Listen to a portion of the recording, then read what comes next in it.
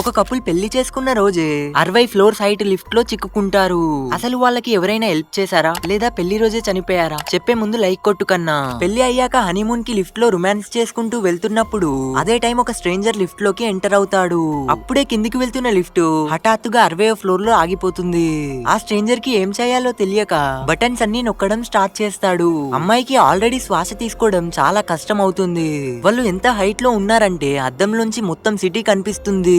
Mind పనిచేయక పోలీసులకు call చేద్దామన్నా ఎత్తులో ఉండడం వల్ల సిగ్నల్స్ ఉండవు. అప్పుడే లిఫ్ట్ లో సీసీ కెమెరాని గమనిస్తారు. వాళ్ళు ముగ్గురు ఫుల్ స్ట్రెంత్ తో హెల్ప్ కోసం ట్రై చేస్తారు, కానీ జీరో రెస్పాన్స్. అలా 2-3 గంటలు వెయిట్ చేస్తారు, కానీ అమ్మాయి మాత్రం చాలా పానిక్ అయ్యి వెళ్లి లిఫ్ట్ డోర్ తీయడానికి ట్రై చేస్తుంది.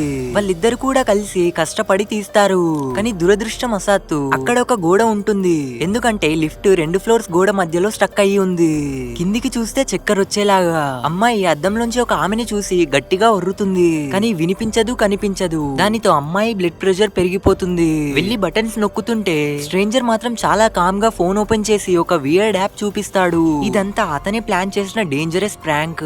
కపుల్స్ ని భయపెట్టడానికి ఇదంతా చేస్తాడు. మావా, మీరు మ్యారీడా అన్మ్యారీడా? సబ్స్క్రైబ్ చేసి కామెంట్ చేయండి.